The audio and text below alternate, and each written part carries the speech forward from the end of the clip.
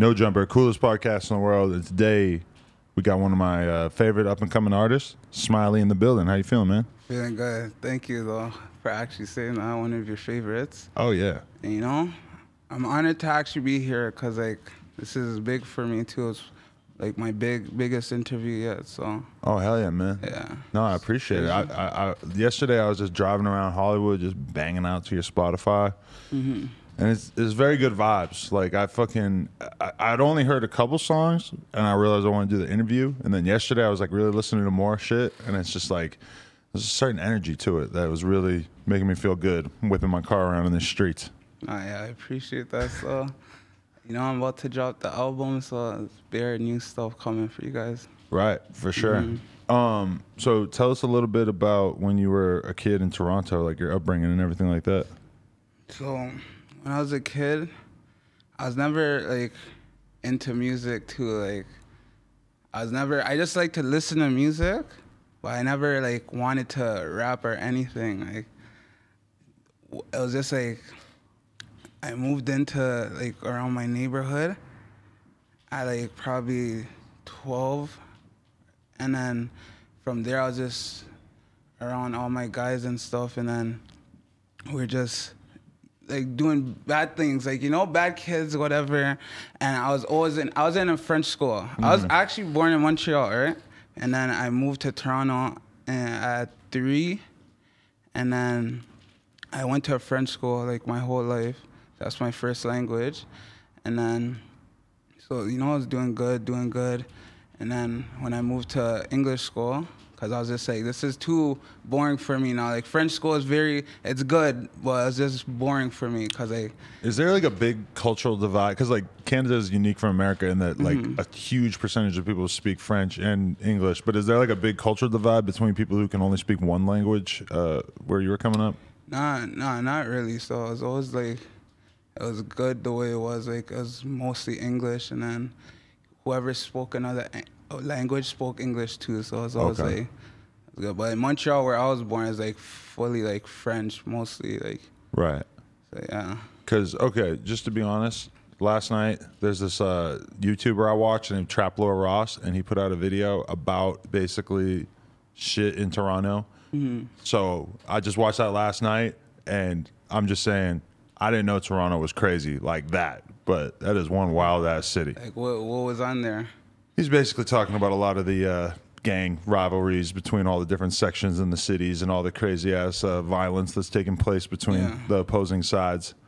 Oh, yeah. There's a lot of politics going on right now in the city. Right. So you as a kid, though, how much of that kind of stuff were you exposed to? Were you seeing all kinds of crazy violence and crime going on, or what kind of kid were you? So, like, yeah, we would see it going on, but, like, I was from, like, a neighborhood where it's mostly, like, a lot of, like, money makers. Like, our older heads and stuff were just, like, super trappers and stuff. Like, you know, like, it was a low-key neighborhood, and we didn't have a lot of problems with other people. And it was just, like, all the guys are just making money off of just trapping and stuff. And it was just, like, you come in our neighborhood, and we're just, like, standing in the courtyard, and 1,000, like, literally, like, 20, like, crackheads will just walk in at a time and start, like, you know, go to their favorite dealer, this. So that's what I was seeing. Like, you know, we had our building right beside us, and I was just, like, just a bunch of them just lived in there, like, the beans and stuff. So it's just a lot of, like,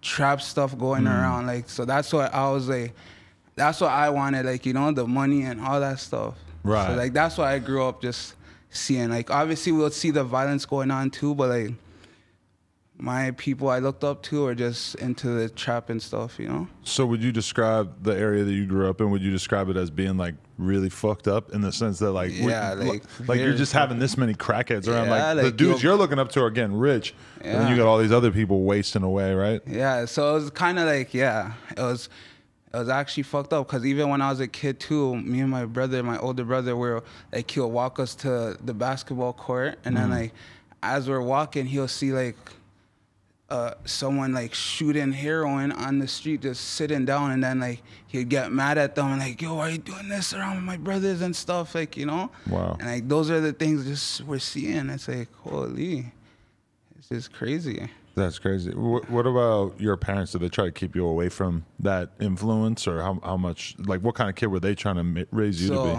My dad went like to Vancouver, that's somewhere else in Canada, right? Yeah. While I was like probably like 5 or something. So he wasn't really in the picture like that. And my mom, she did try, but like, you know, as a kid, you go out and they don't really know what you're doing like that until like, you know, when I get arrested and she's seeing everything that's going on. And yeah. When do you first get arrested? So my first time getting arrested was actually at a hotel. We had a hotel party, and then it was like me and all our friends. Like that was our first turn ups. Like we'd just get hotels and like invite beer girls, and we'd always turn up so much that we'd get kicked out right away. And then we're all out front of the Intercontinental Hotel. That's what it's called. And then my brother, he's actually passed away too right now. So. He was there. Yes, thanks. We're out there, and then one of the guys we were with actually tried to. Someone was walking, like 2 guys and 2 girls. They're walking in the hotel, and someone tried to talk to their girls. I don't know why they did that. They're fried. But that vibe when you got like hella people just standing on the street and everybody with a girl walking by is like, and they're everyone's drunk, so everyone's just like feeling like, you know. So then someone tries to talk to one of their girls, and then the guy was just saying, hey, what are you guys doing? And then the guy's like, what do you mean? Like, what are we doing? And then it just got heated conversation, and then someone in the group ended up fighting, and then it just became a big brawl, and we're like 20 of us. And what if I was to tell you, like 15 of those people ended up running away. So then it was just me and like probably 3 other people, and one of the guys was a giant 8-foot broad-legged black man. Like in our court, they described him as the big black man. Wow. So we're little kids too, you know. So we're banging, you know, and then to the point where we end up winning, right? Because there were 4, and then as like cops are coming around, because it was like Tiffany night, or what's that movie thing?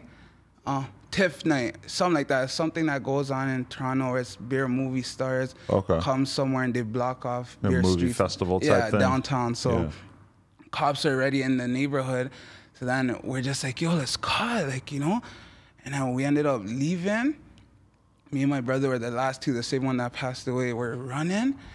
And then I had blood on my shirt, and then I hop over a fence and a cop just tackles me, you know? Holy shit. And I'm like, fuck. Like, you know, it's so cheesy. They're like, oh, you just got in a fight over there. I'm like, no, I didn't. Like, what are you talking about? And then my brother actually got away, but then he came back for me. And he's just like, what are you guys talking about? We didn't get into nothing. We just came from the festival, whatever. So they believed us after 5 minutes of convincing them. And then so they let us go, and then we hopped in the taxi, right? They were like, can you take us to Pelham Park? That's our neighborhood, right? We're like, take us to Pelham Park, please, brother. He's like, hey, why you guys have blood in your shirt? No, we don't. I don't want to take you. Like, I don't want to take you guys. I'm like, brother, like, I take out money. I throw him like $200. I'm like, just go, like, drive.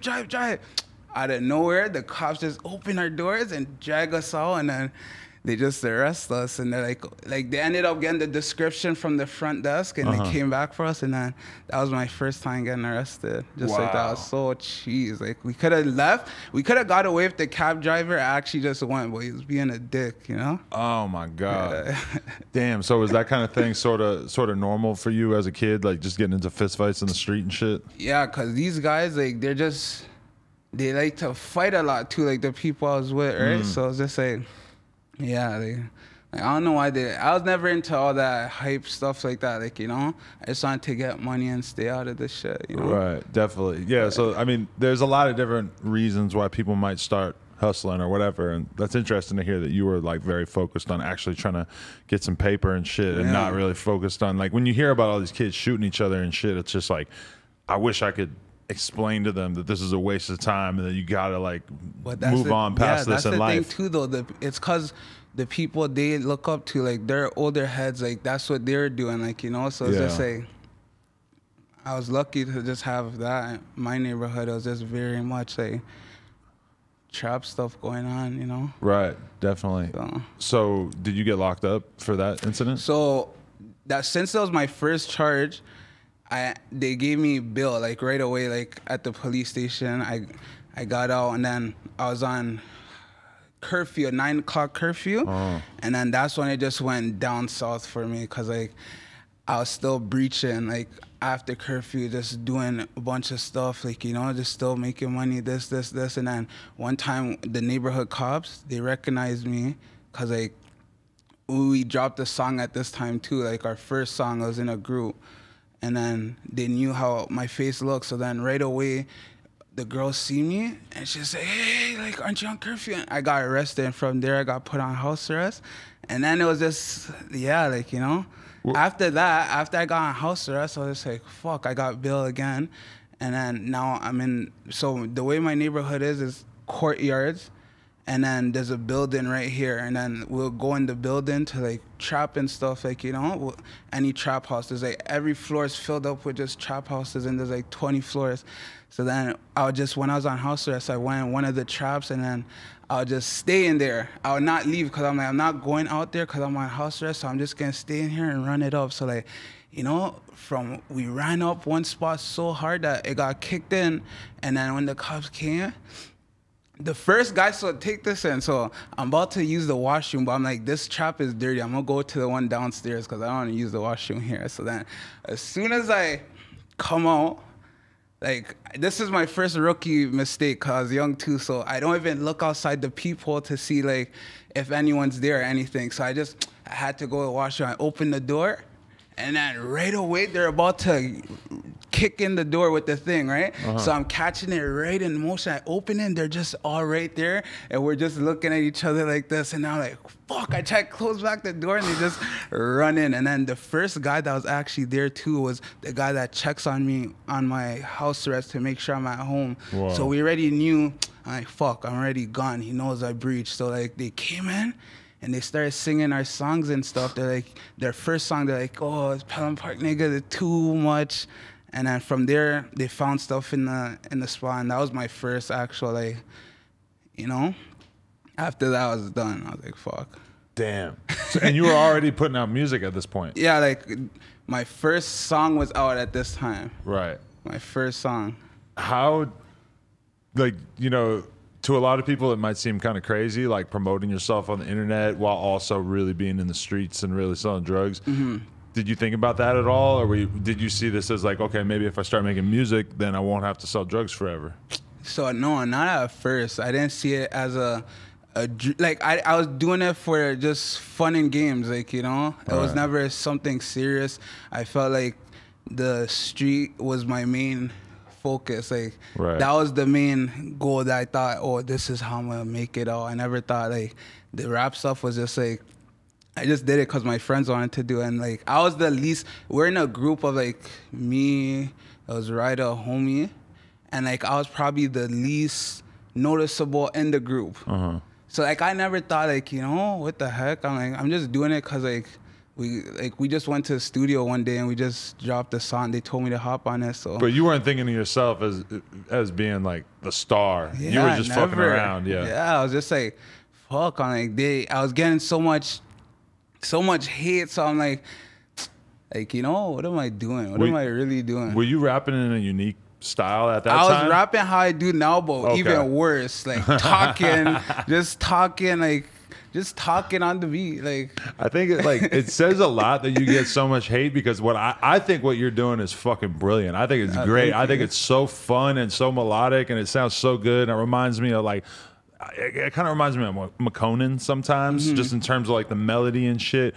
But that's interesting that you always kind of had that flow from the beginning. Do you think that your flow is just perceived that way because you have a unique voice, or do you feel like it's like why do you think that your flow kind of pisses people off so much? So I feel like, yeah, it is a unique voice, and then just because when I got put in the studio, I'm just like, fuck, I never even practiced this. I'm just like, but I'm still gonna do it. So like when I was writing it on my notes and I did the song, I'm like, it's just how it came out. You know, and I'm like, fuck, I didn't know how to do the real melody things or the, you know. So I was just like, that's my way of just rapping, I guess. And then I just perfected it. Right. So, but did you start getting like positive attention early on, or when did you start to realize like, oh, people are kind of fucking with this? I gotta run with this.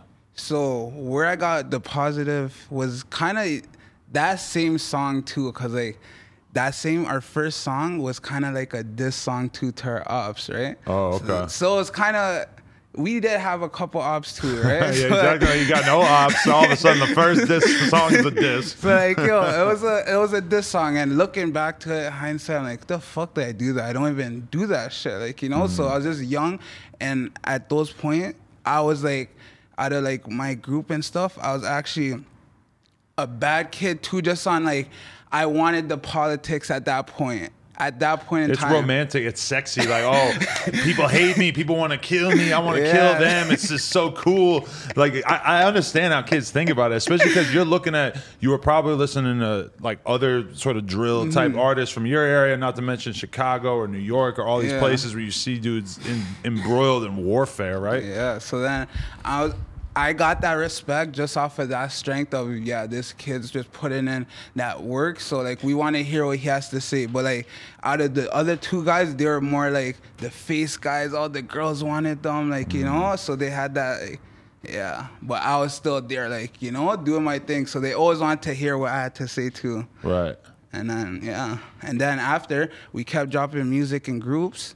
But then after that raid I was telling you about, like, we got house arrest. This person got curfew. We're cold cues. We couldn't be together. So then I'm just like, I'm on house arrest. I was bored. I called my cameraman one day. I'm just like, yo, come to my backyard right now. I want to shoot a video live, like, you know? So that was my first song I dropped, single artist, you know? And then my first rap name was actually Double B, which stands for Big Boy. Oh, okay.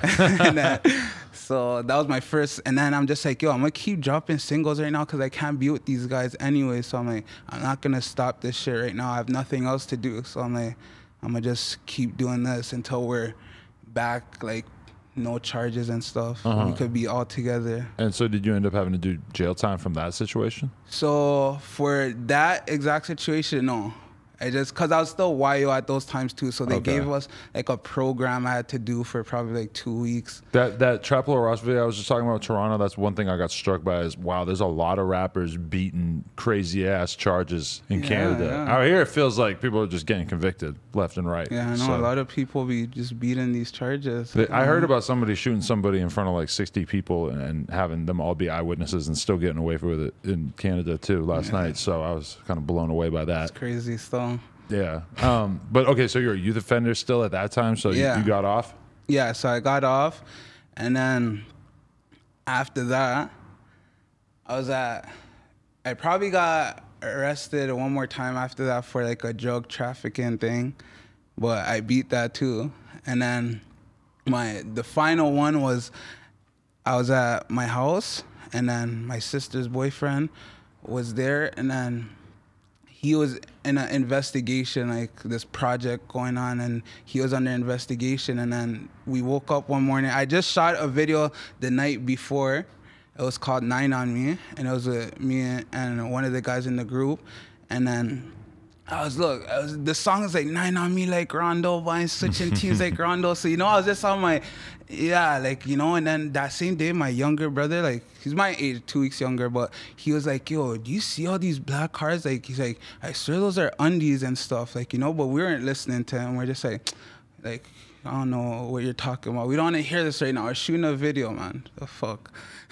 So then, you know, we're doing our thing. We had a party that night. We got drunk, and then everyone came back to my house after, like, all their friends that were there, like, probably, like, 4 people. And then I was on house arrest these times still. So then I woke up to 5 in the morning, just a raid ETF, like, you know.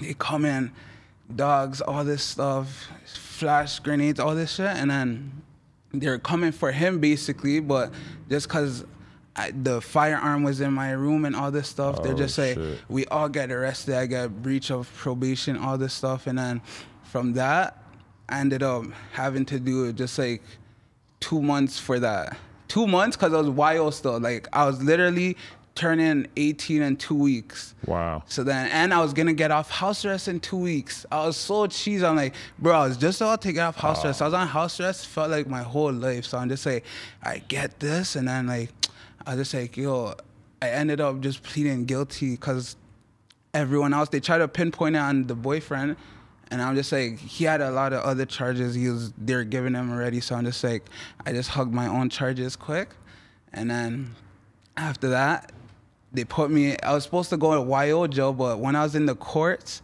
they mistaked me and brought me to the adult jail.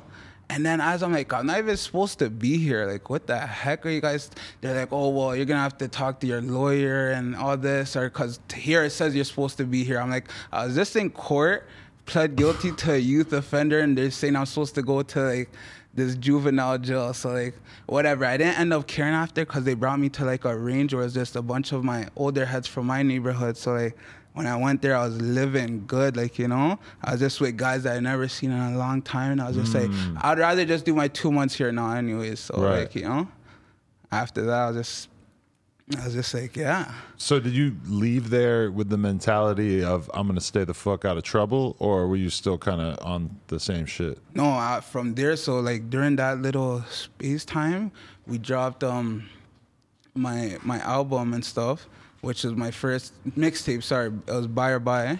And like the album I'm about to drop right now is my first album, but it's Buy or Buy 2. So like my first mixtape was Buy or Buy. Right. And then we dropped it while I was in jail doing that. And did you feel like the streets were really like anticipating you at that point? Like was everything starting to heat up?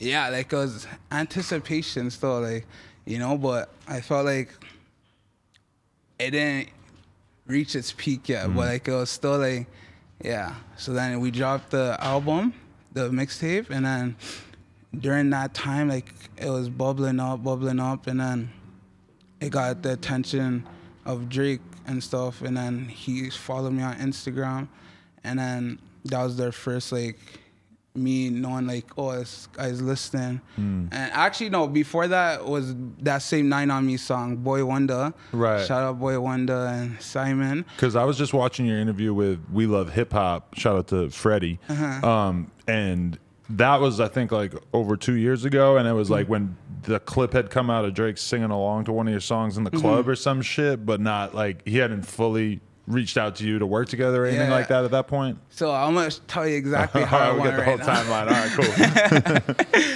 All right, so yeah, so Boy Wonder was the first one to like put it out there that I knew he was watching. He's like, he tweeted 9 on Me, like Rondo and all this stuff, and then so now when I was in jail and he followed me on Instagram, and then he DM'd me. He didn't know that I was actually in jail or anything, and then I seen whatever my girl told me, oh, like, he just DM'd you, Drake just DM'd you. And I'm like, oh, like, what'd he say type of shit? And then she'll say, he just said, like, you know, this album's hard and stuff, like, just keep going, doing all this, like, just positive message. And then I was just like, oh, like, this is crazy. It was just like, I felt like at that point, I'm just like, what am I, like, doing? Like, this is actually that was the first time where I'm just like, you know, music thing is just like is a vision now, like, you know, like fuck all the other shit, like, you know, this shit could actually work. So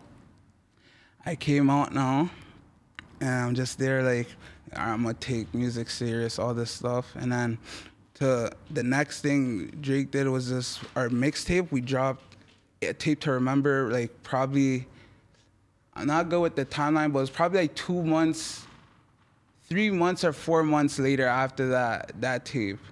And then there was a song on that called Intro.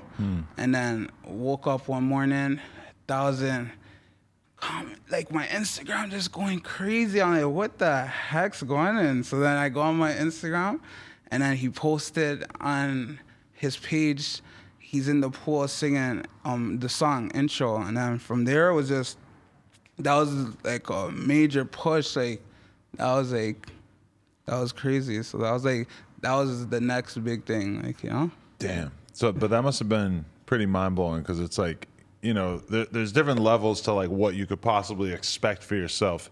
And at a certain point, you know, if you're getting a couple 100,000 views, that might feel like this is as good as it gets. Maybe I can get 1 million views. But then to have Drake acknowledge you and to see him actually enjoying your music and shouting you out, not because he had signed you, but just because he was fucking with it. I mean, that must have felt crazy. It was crazy too, cause like my Instagram skyrocket up, everything. But then it was still. So I dropped the video probably like a month or 2 months later, which kind of dropped the ball on that. But like then my views was like. On that, I probably got like 40K or 50K. So I'm like, the fuck? How are they still not like trying to listen? So it's like I realized like you have to put in crazy amount of work and just keep going, like, you know, just keep going and never stopping. So like that was just my mentality after that. I was just like, I just have to go hard to the max. Right, because it's kind of like two different mentalities where if you're pushing a song or pushing your rap career, you might not make any money really that day.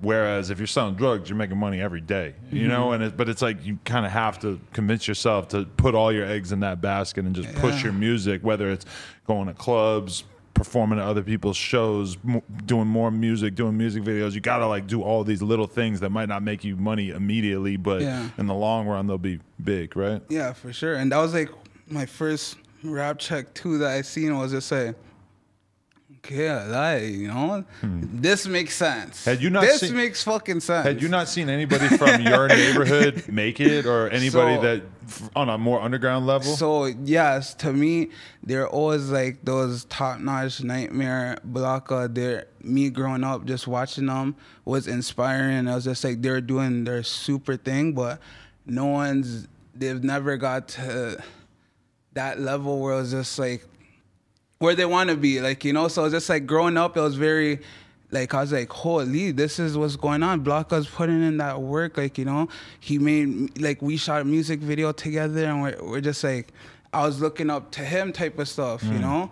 And then it was just crazy when like I just skyrocketed up, and I was just like I still see them all doing their thing, and it's just I like it. Like he's very creative too, but it's hard in this. It's tough, you know, like to get the people's attention, especially coming from our neighborhood. It's just low key neighborhood, and we're not into the hype like that. So it's kind of tough for them, all of us though, like, you know. Right. Do you keep the street stuff out of your music for the most part? Yeah, just cause like I'm not in those vibes no more. Like, you know, I'm feeling great space right now. I'm full artist mode, and it's just I'm not trying to promote all that shit like that, you know? Yeah, because that documentary I'm talking about that I watched last night, I realized that there's a lot of dissing going on of different people's loved ones, and that there's a lot of crazy shit going on in some of these songs I heard without me even realizing that that's what was going on. And it's kind of like, damn, on one hand, that shit is going to kind of hold you back from being a bigger artist. But in the short term, people just pay attention to a lot of that stuff. I feel like, yeah, like what you just said, it works both ways. Like, you know, I feel like it gives you that extra push too. But like you said, long term, same thing, right? Right, definitely. So then at some point, how does it go from Drake just like listening to you or posting your music to you guys tapping in? Because it's like you just put out your first song with him a couple months ago, but how did he reach out to you, or more so? It was, all right, so like from there, I kept just posting music to like my stories, or sometimes I'll just be like I'll post to my story just me bumping one of my unreleased songs, and then he'll be like, oh, like what, like that song's hard, like, you know, send me some songs. Like he's just like, he gave me his number, he's like, send me some songs right now. I'm in Miami, I'm trying to bump some shit, you know. And then from there, gave him Beer's songs unreleased and all these stuff. And I never really posted none of these things to my Instagram, like him like DMing this, and I don't think it's bad or anything, but I just feel like I played it right the whole time. It's just not me to do those type of things, right? So from there, I guess he just fucked with me like even more, and then it was just a lot of conversations going around, like, you know, he's just like, oh, like this song's hard, like can I use this? Like it was just, we build it up such a like from that whole time, like a relationship just like that. When Drake first DM'd me, I remember I seen Reese LaFleur from Atlanta like right after, and Reese was just like, he goes, Drake don't like when people post shit that he DMs him or whatever. He goes like, if I were you, he goes, I'll just, you know, if he hits you up about anything or whatever, just don't post it. And I was like, oh, all right, like, you know, that makes sense. Yeah, because it's just so fucked up. It's like, what the fuck? Because you know if you're him. Like, if I just see it's like, me and you are messaging something and you're just going to go fucking post. Like, it's not something bad, but it's just like, fuck, now I know to watch what I say with you. Because like, you could be having a real conversation, and if your first thing that comes to your brain is like, oh, I'm gonna convert this conversation into some clout on my story. It's kind of like, okay, well, what are your intentions? Yeah, you know? facts. I could understand why. Like, I kind of feel the same way. Sometimes I'll hit people up and they post right away. I don't look down on them, but it definitely might make me think twice before I said something else to them. Yeah, you know? for sure, and that's what it is. Right. So you guys just kept sending songs back and forth, and like, how did he end up dropping on the one that you guys put out together? So, at first too, it was a lot of, I was in contact with a lot of them too, like Oliver, shout out Oliver, he sent me a lot of merch, you know, 40 and Morgan, Mr. Morgan. So it's just like, I was just in tune with a lot of them, and they liked what I was doing and everything. So it's just, they'll sometimes send me beats to go on. Some didn't make it, like, you know, but then one just hit, and that was basically the Tay Keith one. Like, he sent me that beat, and then...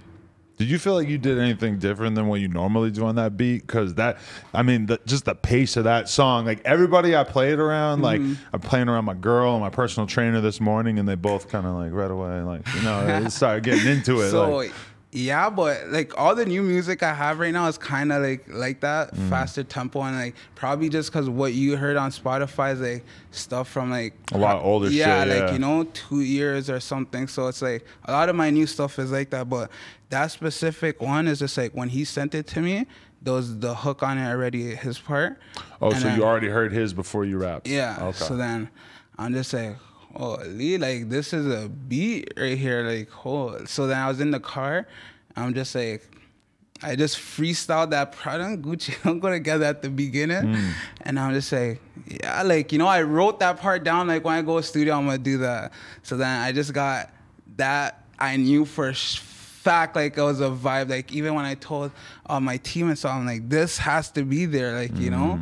And then the verse, I did it kind of like probably three or four different times. Like, I'm just like, I'm not feeling this. And then, I told the boy, I'm like, not feeling this still. I want to redo it. Just like, I hate when you see that. Like, you want to change your verse. Like, fam, like, have confidence in your stuff and what you say and all this shit. And I'm like, yeah, real shit, you know? Fuck it. Because your music in general, it doesn't feel like you're like overthinking it. It feels like you're just kind of in the moment, having fun. It's not like you're like trying to make your bars super complicated, but it's just, it's kind of energy music. And I feel like, so did you end up using like your fourth version of that? Yeah, because after he said that, I'm just like, yeah, like, why am I just doing this? Like, you know, I'm just not being confident at the moment just because I know it's about to go on a larger scale. And I'm like trying to be mindful of like, but you know, that just made me think like, yeah. Definitely. So what was the conversation about signing like? How did that go? So for that, it's kind of like basically me. It was a me thing bringing it up because I just feel like my loyalty is over there, and it's just like that's where I felt like I want to give back to the whole team. Like, you know, I fuck with all of them, and I didn't see it no other way. Like, kind of like it was my decision. Right. You know? That's dope. Yeah, facts. And everybody was receptive to it. Like, what was that process like? Like, what's the OVO machine look like from the inside, bro? We all need to know. It's just, I have a great team there. Like, it's just very, like, it's very good. So, like, you know. Hell yeah. It's good. I have, like, talked to a lot of people, and it's working good, you know. I'm excited for what's to come now. You already had some popular records, but then was this song coming out with Drake, was that just, like, a game changer in terms of what it was like watching this shit blow? Game changer still, because I had one before, too, with him that leaked. And that was the first time, like, they're just like, oh, people are like, this guy's a song with Drake and stuff. So, like, from there, everyone already knew, like, all right, this guy's a song with Drake. What was it like when the song leaked? Because, like, you're hyped, but you can't really promote it, right? I was in LA, and, like, we had a whole rollout plan for that song and stuff, and my tape. And then we're in the pool that one day. I was just there, and I see a blog site posted in. I was saying, no fucking way. Like, what the fuck? His whole verse too, I'm like, and his verse was yellow tape, like, that was hard, like, you know, so I was like, fuck, you know? And then from there, I was just like, it was like, it got leaked, so I already knew it was no good no more, so then, right now, when this one dropped, it just went skyrocket, like, you know, I was just like, fuck. You think this was the one? And wait, so the same day now, when it's about to drop, we're there in our house, we're getting ready for tonight, big drop, no one even knows it's about to come out, and then fucking we're looking on our phones again, leak. It leaked like right before it came out? Fam, yeah, like leakage. I'm like, what the fuck, fam? We're there, me and my team and shit, we're just, like, we can't believe that this happened again, you know? And then from right there, we just made the Instagram post, like, oh, coming out tonight, and then from there, my Instagram went crazy, and then it just still dropped at midnight. How do you feel like this shit leaks? Because his shit doesn't normally leak, yeah, right? So, like, for that one, I don't know how, because it was a different kind of leak. It leaked with the artwork. Oh. But it was coming from, like, Europe, so I don't know how that one worked, but it leaked. I guess, like, they're sending it to streaming services and shit, so maybe somebody along the way could just put it out early if they wanted. I don't know. I don't know still. That shit's crazy. Well, it's cheese. I was like, holy fuck, again? Did you feel like your shit was ruined? Yeah, I felt like it was ruined for that whole 20 minutes. I'm just like, fuck, I just don't want, like, it's gonna look like I leaked it or dropped the ball or anything. I'm like, fuck, I didn't drop the ball on this shit. So I was just cheese, like, fuck, man. Right. Damn. That's crazy. Yeah. I feel like if it leaks, you know, within like a day. And just because I was cheese, because it kind of anticipated it even more, but, like, I wanted it to be a surprise right at 12 for, you know, everyone.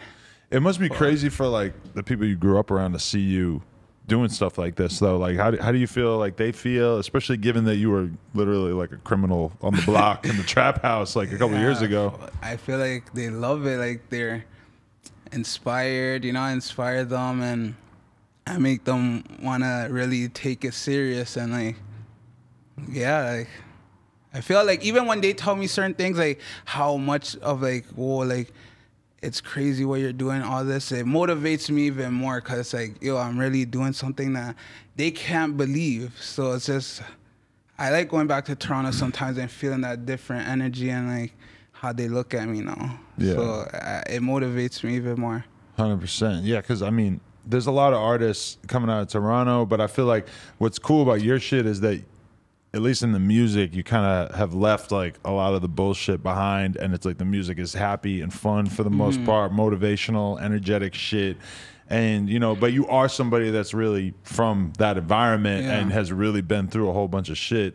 So it's like, I don't know, I feel like that's important. Like, there's a lot of people who've been through shit, but then they make music about all that shit. But I feel like with your shit, it's dope because that's why I feel like you've emerged past that. Yeah, and that's why I feel like it was so hard for me to catch on at first, because it's just like, there wasn't a reason for them to come tune into my music, just because it's like, he's not talking about none of these things we want to hear, the politics shit. So it's just like, I felt like that was a thing too. Do you feel like now that you're blowing up or doing much better, that you kind of can have the whole city behind you because you're not necessarily just tied into one place? Or yeah, like, I'm pretty sure they all know, like, they're all like, know that I'm not into all the politics and stuff, you know. There might be some people that feel away, but, like, you know, so be it. So, like, most part, everyone else knows, like, I'm not into that shit. So it's like, if you do hate, you just a little shithead, you know.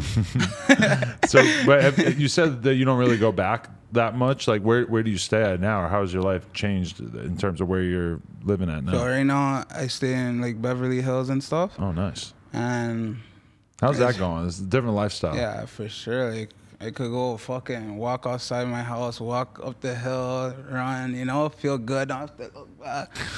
None of this shit. So it's good for motivation, and it's like, feels like home now to me.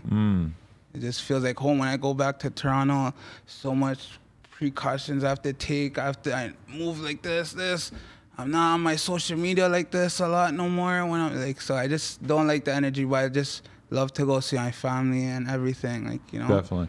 But does it ever get boring out here that you're kind of just... No. Just because I'm kind of like boring, laid back type of guy too, right? I'm a routine guy, so it's just like I go every day, work out twice a day, studio, and that's my routine every day. And if something comes up and I do want to go out or party, I'll go do it. But other than that, my routine, I'm not distracted, so I love it, like, you know. My thing is just like Toronto is a city with such energy. Like you could just walk around, and the food and the music and everything is just so beautiful that I feel like I would miss that to a certain extent. But I mean, I don't know, maybe that wasn't really what your experience was like out there anyway. To me, it was just the bigger picture. Like, fuck, I had to come out here and just change my life. And it's just like even there, like I just get mad in the gym, like everyone comes up to me, picture. I'm fucking sweating right now. I'm working out. Like, what do you mean picture? Like, it kills me. But here now it's happening too. So it's like, holy. That's crazy. Fuck. Yeah. That's really good to hear. But so, okay, you're working out twice a day. Are you, this has been like a weight loss journey? Like how much weight have you actually lost at this point? 60 pounds. Nice. Because I was 280 and now I'm 220. Actually, I weighed myself this morning. I was like 216 or some shit. That was the lowest I've been. But it feels amazing. Like I've lost weight like many times of like having lost like 40 pounds plus, and it's the best. Good, so. Just walking around after, like when you really like, like the other day I threw on like a 30-pound weight vest, and I was like, damn, like I weighed this much. I was walking around weighing this much, like not that long. How much did you weigh at your most? Like I got up to like 280 at one point, and right now I'm like 240, but at one point I was down to like 210. So but before COVID, bro, I had such a good grind going. And then do you like COVID right now where you are, like how much? I'm okay with it, but I'm definitely not like super happy with it. I definitely need to lose like 10, 20, 30 before I could be like. Doesn't look like, you know, it looks. Yeah, you just gotta probably tighten it up. I'm just tall, so it's like spread out a lot, you know. So it's. That's why it cheese me too, cause I'm short too. I'm like, fuck that shit. What's your favorite things to do in the gym, and let's go with the gym first. What are the things you find most effective, or the things that you gravitate towards doing? Cardio, lifting weights? I like cardio just because like right now I feel like I'm just doing a lot of cardio. So when I get to a certain point that I'm happy with, I'm gonna start I still lift weights, but like I'm just more on the cardio side for now. And then once I get to that size I want to, I'll be more like weight tightening up and stuff, you know? You trying to look like Tyson Beckford or something? Trying to have the six pack? I don't pack? know what I'm trying to look like, but I'm just, when I get happy, you know the vibes. Yeah, that sounds good. What have you learned about like food though? Because I feel like you can work out as much as you want, but ultimately the food is number one. Yeah, I realize it's just like, it's a lot to do with the diet. It's like 60% diet, 40% working out. And I was at a point where I was just like, you know what? I could still eat like how I want as much if I work out 3 times a day or twice and go hard. And then I'm realizing I'm staying at the same fucking block. I'm like this is good if I want to stay like this, but nah, I'm trying to lose. So I'm like, fuck, back to the fucking diet, like back to the intermittent fasting. Do you drink? So that's how I gained so much weight when I was like in the streets and stuff, trapping, just in the car 24/7, drinking Hennessy, like a whole bottle to myself, eating fast food 3 times a day. But it was just like, cause that was just the lifestyle I was in. But like, why I always had that drive to like, cause as a kid I was always active and stuff, you know. But it's kind of like in that time frame I was just drinking too much, eating fast food, that I got skyrocket, you know.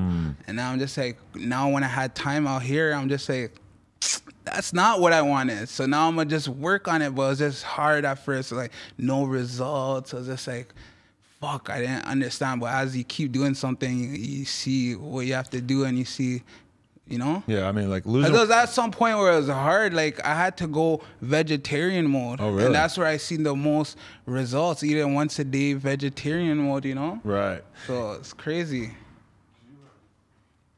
Yeah, that's the crazy thing about. I just ordered a couple salads. They're getting here now. That's the crazy thing about losing weight is that it's like you have to be so on point to make a small difference, like in terms of like how much fat you're losing, and then you have to just do that over and over and over, hundreds of days in a row of you, like, because even like if you were to lose like a pound or two in a week, that's good. So it's like every day that you're eating healthy and exercising might be the equivalent of you losing like 10% of a pound or 15% of a pound. That's a lot of fucking days in a row of working to just lose a couple pounds. But ultimately, like I feel like that discipline is really good for your life in general, you know? Because, like, you'll wake up and you'll want change right away. So, like, I'll see the same shit. I'm like, I just turned vegetarian for 3 days for fucking no change. I just killed myself for no reason. Yeah. And it was just, like, annoying because I felt like that became another goal. So I had already my career, the rap shit was my main focus. And then this became another focus. And I'm trying to balance the both of them. So it's like, fuck, like, I have to keep getting both of them, like, right, like, you know, but it's hard balancing the gym stuff with my studio stuff, because like my studio stuff, I was like, I like to get my vibe drinking stuff, but I'm like, I'm gonna discipline myself, no drinking, no smoking, and then I just balanced it out, and it was just hard at first too, because I'll get super tired after working out twice a day, and then now I'm just mastered it. Is it hard for you to record though without alcohol? Like or at first, smoking? I'm just telling myself this shit, but it's like, I'm like, why am I saying this? Right. Because I realized I made a song sober that was a banger, and I'm like, I gotta stop thinking like that. Of course, it's more fun to just catch a vibe and do it, but now that I go studio every day too, it's just like I do it sober. I don't need. Do you go cold turkey with drinking, or do you still turn up a little bit? I went cold turkey, but like now, like let's say tomorrow, if I want to drink, I'll be able to drink. Like, so it's so funny. I set up this routine last week or 2 weeks ago. I was just like, I'm gonna just be sober all week, and then on the weekend I'm a drink and, you know, turn up for just the weekend and stuff. And then I did that for 1 week, and then the next week, Friday, I turned up at the studio. And I only do it if I'm going studio too. So I turned up on Friday at the studio with Cash Money AP, and then the next day I'm just like, I don't even want to do it no more. So it's like easy for me to really control it now. So right. Like, yeah, because I realize it's too much. When I drink and smoke, I want to eat like fucking a bison. Like, I just want to fucking so you had munchies to leave, and shit. You had to leave the smoking behind too? Yeah, but I was mostly a drinker too, but smoking, yeah, you know? Because like there's been long periods of time where I like got my diet so on point, got to exercising so good, but then I was still rolling blunts. And that was like the one thing that I'm just looking at these blunts like, these things don't got no calories. I'm going to be all right. But I mean, sometimes I feel like, yeah, like getting high and just eating too many fucking chips or crackers has like been the problem for me many, many times. So I see a lot of people do that and they could work like that. But for me, it just can't work just because like the smoking, first it makes me lazy and I eat even more after, like, you know, and then it makes me just want to sleep. So I'd say weed's not for me, you know? So I realize that. Like, I see people still working out, smoking. I'm like, it works for you, but it just doesn't work for me, so. What's your process like when you get in the studio, though? You just throw on beats until you hear something you like and get to work? Or how many songs you make in a session? So like now, probably like 3 or 4. But like now I just go studio alone. And when I get there, I'll probably just listen to a couple songs, like, you know, that I just feel like listening to. And then I'll listen to beats. And then I'll go through bare beats. And one that just catches me, then I'll rate to it. And then I'll just keep doing that over and over again. And then now, even when I go to studio, now because I go every day, I'll leave and go to the gym and then come back. You know, so that's my routine. That's the good shit, though, because like I'll be working in my office and then go work out for an hour, take a shower, and I'll feel like a new man, like ready to, like it cleanses your fucking brain, you know? It's real shit. For sure. Okay, so you got anything, the album's dropping. When you have a rough date on that? So I'm looking to drop it October 22nd. And yeah, bye 2. It's like 15 songs on there, and yeah, I can't wait to drop it.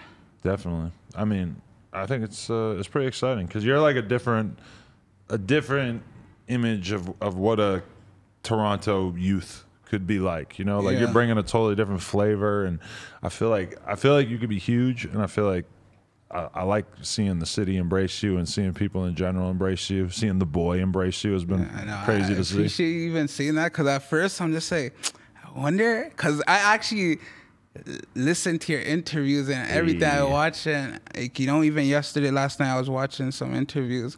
And I'm like, I wonder if he's even gonna like me. Like, I wonder if he even likes this, like my sound. Like, I feel like he's not gonna like it. So for you to say it, I'll just say, it's respect. Usually I like respect the artist's music, but maybe don't like really want to listen to it that much. But I was really like actually driving around listening to your shit and like really thinking about how I think it's what the game needs right now. Yeah.